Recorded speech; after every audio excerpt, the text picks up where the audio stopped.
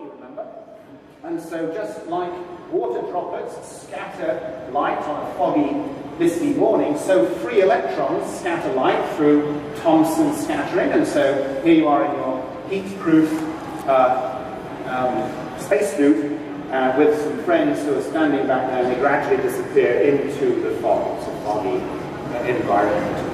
That transition, the fog mist clears, just like on a morning mist. The temperature makes the water droplets dissolve. Well, so the scattering agents, the electrons themselves, are removed from the gas. They become combined with the protons. So, you know, we move from 300,000 years, 400,000 years, 500,000 years, fully ionized.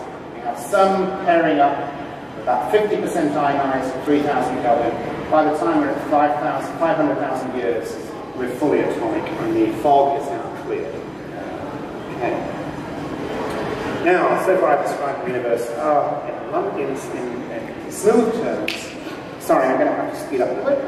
But in addition to being smooth, it's terribly important to recognize that today's universe is very lumpy, and it is in fact impossible to generate lumpiness out of true smoothness.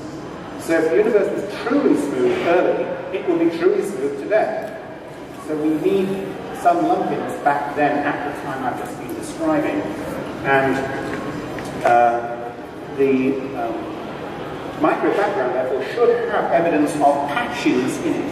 And the answer is it does. A very difficult and challenging attempt to find that. It took about 30 years. The Kobe satellite was the first to find it, but it was fleshed out by the WM13 satellite. And so when you contrast stretch the micro background image, it becomes patchy. If you zoom in on that, you will notice we have some patchiness there. What is that patchiness? It's slightly denser and less dense regions. This is a denser region. It's going to become a great cluster of galaxies. And the region that is slightly less dense is going to become a great void with no galaxies. This is the original lumpiness. It will grow over time through gravitational condensation. That lumpiness will be enhanced. Now, I just used the terms denser and less dense, but it's also slightly hotter and denser and less dense and cooler. As a physics audience, you all know density times temperature is pressure. So these are also differences in pressure. These are, in fact, the peaks and troughs of sound waves. They are dynamic. They are changing from peak to trough and back again. We don't see that because we have a freeze frame and the periods are very long, but they are sound waves. And indeed, the patchiness is like the superposition of many waves of different wavelength all together superposed. I've just used the ocean here as a metaphor. There's the height of water. In truth, we're dealing with pressure in the gas as it crosses the wall of fog. So let's move now to the topic of the sound waves and ask how were they created? In a less sophisticated audience, you may say, well, it's a no-brainer, it's a big bang after all. Surely that's going to make a very loud noise, and that's what's going on. Well, you would never make that mistake, I'm sure, being physicists. No, in fact, actually, the universe was born silent. It's interesting. It was born lumpy, but it was born silent.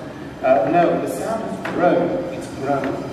And so you then ask, well, what is driving the sound? Of course, my voice is being driven by a diaphragm pushing air, and the drums that we heard in Harvey's nice talk this morning.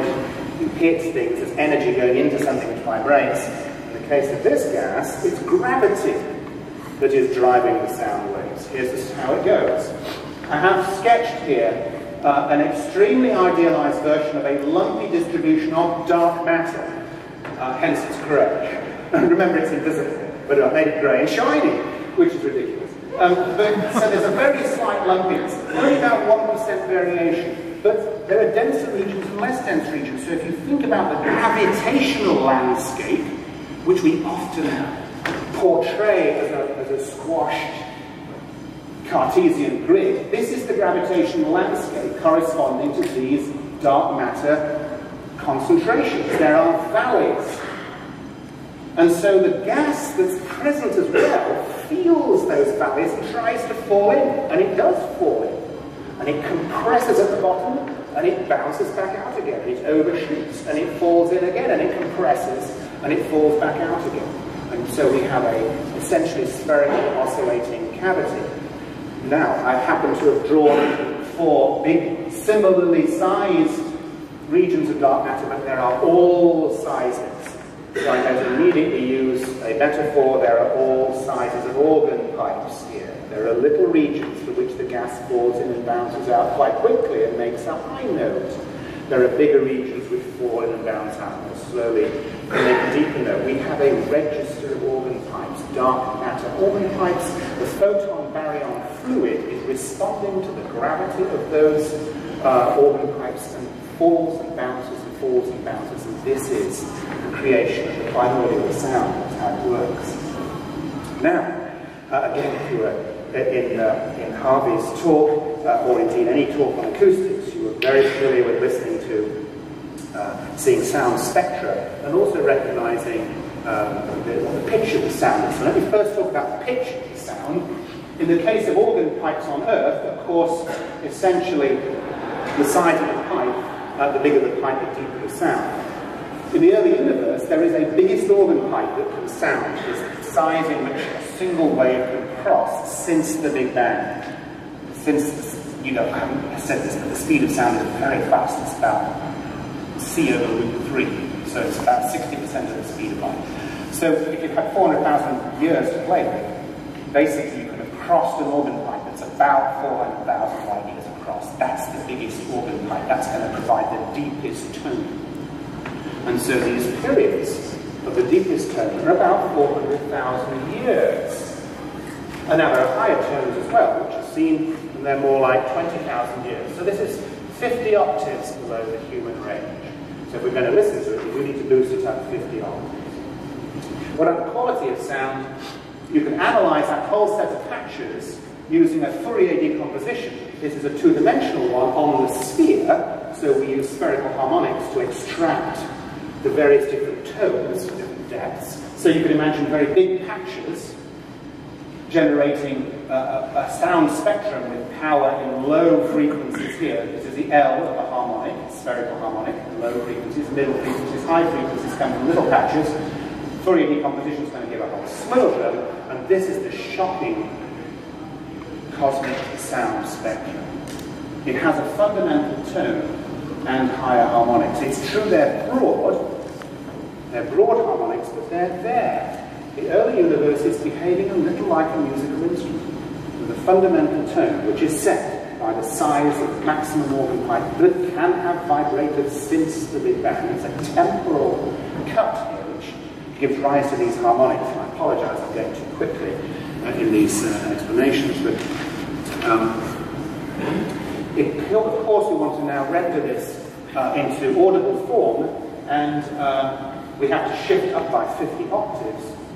And this is what it sounds like. This is the primordial sound at the time of the microwave background, shifted up 50 octaves.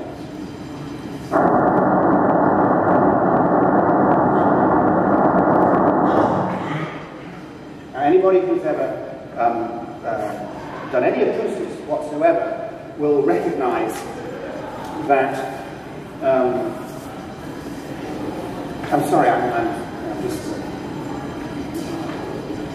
running out of time here. We'll realize that there's an enormous amount of information in the sound spectrum, and you can try and learn something about the properties of the universe by listening to the quality of the sound. It's a very simple demonstration here. Objects of different structure produce quite different sounds.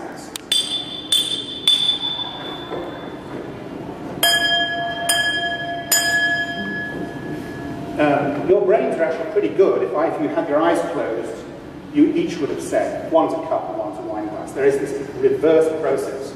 With the sound spectrum, how do we get back to the properties? So, in fact, with the reverse processing engineering, with the cosmic sound, all of these harmonics have different places and locations and amplitudes depending on the properties of the universe.